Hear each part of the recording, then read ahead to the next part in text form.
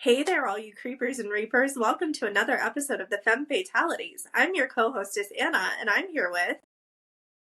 Hey, Grieflings and Frightlings, it's Margaret, and Anna and I seem to be going through a theme that our horror films seem to be going through lately of transformation. Anna, what transformative movie are we talking about today? Well, don't forget to leave some Alpo on the porch for me because we're talking about none other than Nightbitch. Even though this isn't technically a horror movie, I was a little horrified by some of the things I saw in it. Uh, Speaking of which, there are a few triggers. One is animal death. Another is family structure and the stress that comes along with that alignment. What else?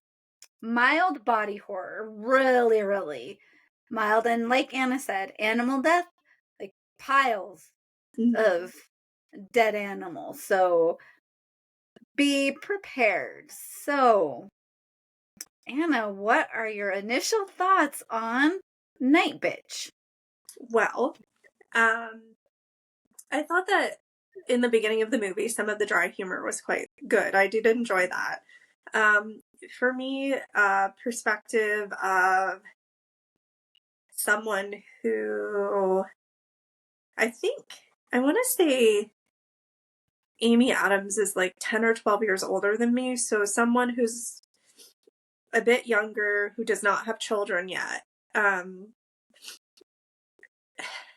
I think it was, for me, I enjoyed seeing the perils of the housewife.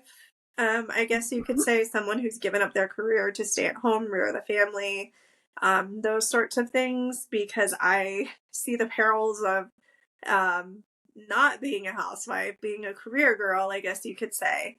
And they're kind of similar, but a little bit different. Um, the movie itself was a bit confusing for me. Um, a lot of the traditional tropes did not happen. Like all of a sudden, she's just turning into a dog, and I'm like, okay, that's cool. Um, just I needed to know why she was turning into a dog, and then I was like, well, is this part of just something in her mind that she's envisioning? Is like none of this actually happening? So it was a bit of a confusing watch for me. What about you, Margaret? Yes, I am with you. We didn't get why. Why is she turning into a dog? Why a dog? Why was she not more freaked out when she started pulling that big old thing of hair out of her back? I was like, if Yeah, that was me, I would I lose my would mind. be freaking out. Like, Yeah. what is wrong with me? And so then I was thinking, okay, maybe the movie's trying to touch on as women, we end up being domesticated like the dog. We sacrifice our career, so we're no longer hunters like the Mhm. wolves of the dog ancestors. We then have to tend to babies. So I was thinking she lost her wildness. If she lost her wildness, why don't we go full on lycanthropy? Or why doesn't she start Yeah. to turn into a fox or a wolf or something that is Mhm. more wild to show that she's lost her wildness? This is another film in a series of films that starts with a great idea. And I believe this one's based on a book. So maybe the book gets more into it, where they lose, like you were saying, the why, Mhm. the thread. Why is it a dog? Why not a cat? Why not a canary? Why not Yeah. something else? Yeah, and even like when she meets her friends that she doesn't really care for at first at the children's group thing, and she mentions like one of them has strawberry shampoo and one of the dogs had smell like strawberry. I'm like, oh, okay, maybe her friends are all like witches and they're like initiating her into the group. So I was waiting for that to happen. That never did. I love that. That would have made so much sense. Yeah. I wish they would have done that, because that would have. And thank you for bringing that up, because they touch on that they are part of it. Hmm. And that never really gets addressed, other than she finds herself, she gets back into her art. I Hmm. really enjoyed her art show at the end. And then she doesn't need her friends anymore, so they're just stuck where they are. I did not appreciate that No. kind of flaw or a lack Hmm. of in the movies. I'm like, this, like you said, it just doesn't make Yeah.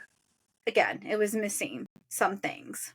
Well, and even if all of this whole like turning into a dog thing was just like a hallucination or something on her part, that her friends aren't, really players in this. If I went to an art show of someone I had recently acquainted and they had a painting of me dressed glamorously with a dead parakeet at my feet, I would be very concerned. I would not be praising that artwork. So I think that the context was really missing with a I lot. think she touched on that. Like, I think that friend said, I accidentally killed our parakeet. They were talking about Oh yeah, how, that's right.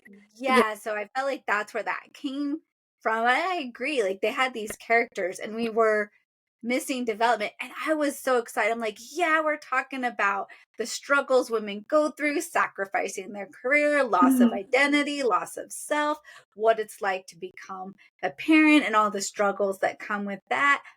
And I feel like the dog theme muddied that. I feel like it would have been a solid film if it had been about her and all those losses Yeah. and her finding herself again and her Mhm. helping to empower her friends through the Yeah. portrait. Yeah, that would have been, Mhm. I think I would have enjoyed that movie Yeah. better. It felt like this was two movies in one, Mhm. and Yeah. one twin got eaten by the other one in the uterus.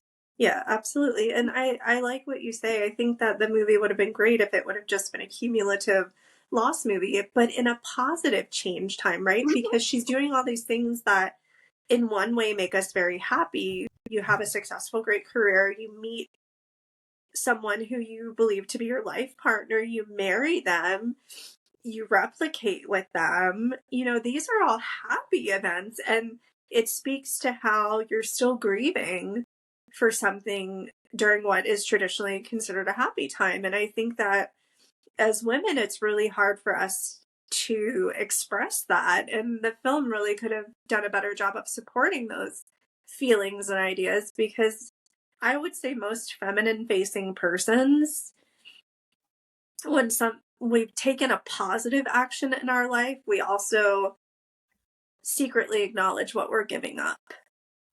Yes. And thank you for touching on the cumulative losses, her life losses that this film really is exploring. She's having a lot of life losses and they're accumulating, and how that impacts her and even her female friends, even her husband. We can Mhm. see this as a life losses movie and how we find meaning in that, how we recreate from that. And again, the dog thing in there just, Yeah, it didn't make sense to me, at yeah, least. And listeners, viewers, if you are like, no, this is why, or if you've read the book and the book gives more context to this, please share with us. Let us know.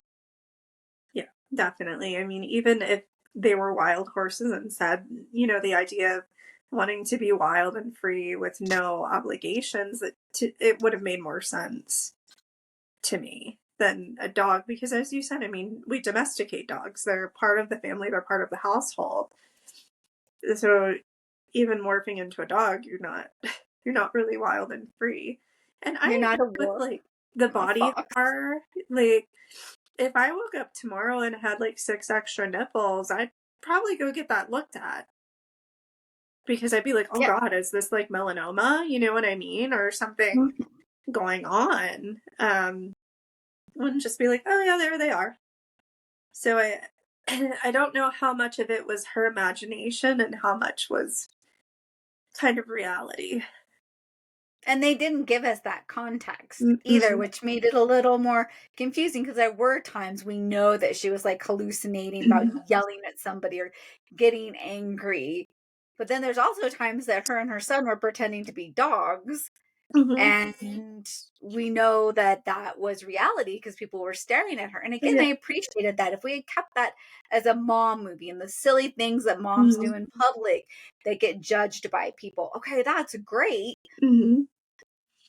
We Yeah. didn't have to then muddy it with, okay, does she have 6 extra nipples? Is she just And simple things like then the husband being like, "Oh, you look so sexy," and then we know that he's not seeing the additional Hmm. nipples. Or she's like, "Hey, babe," and he's like, "Oh yeah, you look really good. Oh, you don't notice anything different? No, why? Okay, great. Now we know it was in her Yeah. head."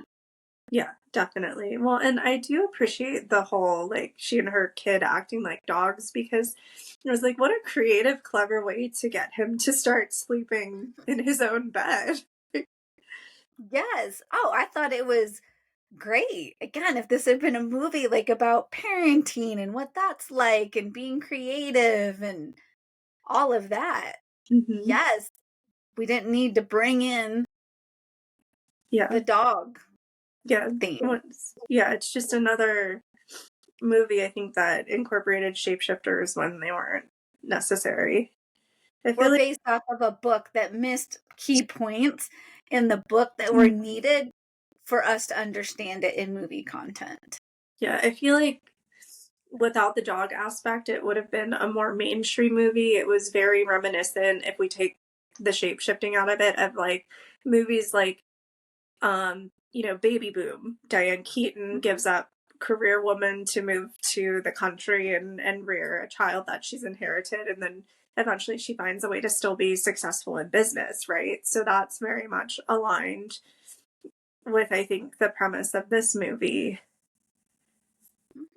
Oh, I agree. It missed some points. I'm curious, if you were a domesticated dog, Mm-hmm. what kind of dog would you be? And would you prefer to be a fox or a wolf or a different canine Mm-hmm. wild creature? Yes. Oh, those are very good questions. Um, I so uh, I would probably be a Pomeranian, Oh, or some kind of Spitz dog, just because I had a Pomeranian for years. She was like my love pet. My hellhound is sitting outside, and she knows that she's a love pet also, but in a different way. But just the upbeat optimism, but also like don't mess with me type of Pomeranian thing, and just I just think they're fantastic. I love them. There's something about a Pomeranian that's just very special and unique. I think that part of the reason my dog now is larger, and I think part of the reason I wouldn't go with a larger breed is because you're already intimidating. Whereas I guess I identify with the Pomeranian because, they don't seem intimidating at all. A lot of the time, their strength and power is underestimated, right? And what a great application, especially we're talking about women's roles and the subject of this film. Um, I mean, obviously, I'd be a wolf, because I think wolves are very unique, that they are naturally pack creatures, but they also can be on their own, and I think that speaks to the resilience of the animal itself. What about you? ooh, I love those for you. I'm gonna have to go with the Shibu. They're like cute and little and they're furry and they can be tenacious and vocal. I was gonna say husky, but I am short and I don't have that much energy. And I love fox for you or wolf for you. And I was thinking of wolf, but then I'm like, no, I am probably more like a fox. My personality is more aligned with the fox. Like how am I using my brains to get me where Yeah, I need to be, and do I they want are. to be seen or not seen? I find that I tend to be like a fox in that way. So, They're incredibly clever. I have to tell you, mm. we actually have a family of foxes in our neighborhood, and I've seen them a few times, and they are just so clever. One day I was actually taking the trash out because I live such a glamorous life, and it was super early in the morning. And here I see, I've named them. So I see Foxy Red, scampering across my yard, and I'm like, what is she doing? And she was calculating her path to get back to their den. because we have a park in the neighborhood, a small park, and that's kind of where I believe that they hang out a lot of the time. And I was like, wow, she's very smart. Um, yeah, so I definitely see the fox is a good selection. I like that we both selected for the dogs like Spitz breeds because they are very tenacious like that. Yeah. Yeah. Yes. Goes to speak for us. Mm-hmm. Yes. Yes. So I don't know what the answer will be for either of this question, but who do you relate to in the movie? Ooh, that is such a great question. I don't know. One of the dogs Yeah. that we don't know their Mm-hmm. backstory. Yeah. How about you? I think the family cat that gets killed because I'm like, even though I'm not a cat person, that's very much me. Like, I know something's going on with you. Let me know if you need me, but I'm going to be over here minding my business. Mhm. Oh, here you come. Oh, shit. You're not yourself today. Oh, uh-oh.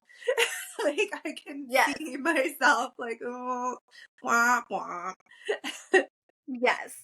Yeah. I do Yeah. feel really bad that she killed the family cat, though. And I I know. wonder if did something happen to the cat if she's not actually morphing? Like that had me really I think uh she morphed and killed the cat, but we already know she didn't like the cat. yeah.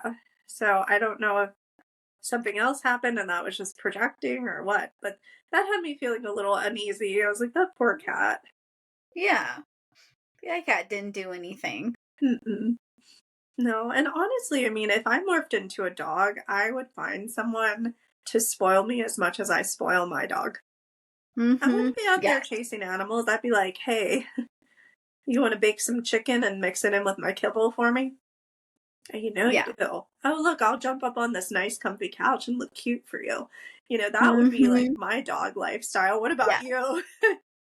Oh, yeah. I'm completely with you. Yes. Yeah. Yes, I'm here to protect, but you are also here to serve me. Don't forget it. Yeah. Like Mm-hmm. that. Yeah. Yes. Yeah, and Margaret and I are both animal lovers and pet owners, and I always joke that I'm pretty certain my hellhound lives better than some of my friends do, just because she's so Mm-hmm. spoiled. That she's has someone to do something for her all the time, whereas we have to go off and fend for ourselves and make our own breakfast. Mm-hmm. Yes. Yeah. And also, pets are a great way to get out there and enjoy the world when we're trying to re-enter and work through our journeys, especially if we have a grief or loss journey. If you don't feel like being around people, there's still nothing like going out with your pet and just taking a walk when no humans are around. And I think there's really something very sweet about having a fur baby that when they look at you, they know you on a deeper level than most people realize because they spend so much time with you, and your behavior reflects what you're going through and what you're feeling. And I definitely believe that we are strongly connected to our pets. Oh, yeah. They can be so cathartic. They can be so healing for so many people. Their pets are the safest Mm-hmm. beings in their life. They are the only beings that they are able to receive unconditional love from. Yeah. So, yeah, pets are hugely important. And one of the hardest griefs that often does not get honored that can become right disenfranchised grief because and so disenfranchised grief, viewers, listeners, is that grief that does not allow us to grieve Mm-hmm. something or someone. And oftentimes society's like, it was just a dog, it was just a cat, it was just a parakeet. No, that was my pet that loved me unconditionally, that showed me support no matter what, that I could rely on. Mm-hmm. Absolutely. Yeah. And I do have to say that sometimes it becomes cumulative as well. At least in my experience, and please, if you're comfortable to share an experience of yours as well, I would invite you to. I know I had helped care for my grandmother. She and I were super, super close. She died. And then within about a little over a year's time, my Pomeranian died as well. So it was just like one blow after another after another. And I had also decided to go back and get another undergrad degree, and I had all these changes. Of course, some of them were self-imposed. Others were just part of the drearier side of life, and it can be really, really difficult, especially I always joke that my grandma, my mom, myself, and my Pomeranian, we were like the four musketeers. So all of a sudden there are only two musketeers. And, I identified part of my Pomeranian as part of my grandmother. And she actually had gotten her for me as a birthday gift. And I'd had her for almost 15 years. So a very big part of our lives. And I think often when someone we love or care for passes away, they leave us a pet, and then something happens to that pet. It's like a double blow because it's part of them too. It's part of what was left of your relationship, and then that's gone. Ooh, thank you for so much for sharing and even talking about how our pets can also connect us to the deceased. And so then when we lose them, it like reopens that grief wound. Mm-hmm. Yeah. And, it's true. Sometimes new grief causes old grief to reappear in ways that, we don't realize. But Yes. yeah, and with it, if you are listening and you're struggling with that right now, please remember there are services and supports available to you. You are not alone. If you need someone to talk to, there are many, many lifelines. 988 is one of them. There is no shame, especially if you have lost a pet and you are grieving them. They are a huge part of our lives. It is natural to grieve them because we love them so dearly. Yes, you are not alone in your loss, and your loss is valid. Absolutely. Well, listeners, with that being said, if you have any insights into Nightbitch, please tell us, because we would love to know. Yeah. Also, we've got a lot of stuff coming. We think you're going to like it. Lots of new fun movies coming out, and just talking about some films with different perspectives. But until the next one, make sure you eat those coffin cookies, drink your bruja brew, and howl at the moon. And we'll see you soon. Yes, don't forget to like, subscribe, follow, leave your comments. Thanks for watching and listening, and we'll catch you at the next one.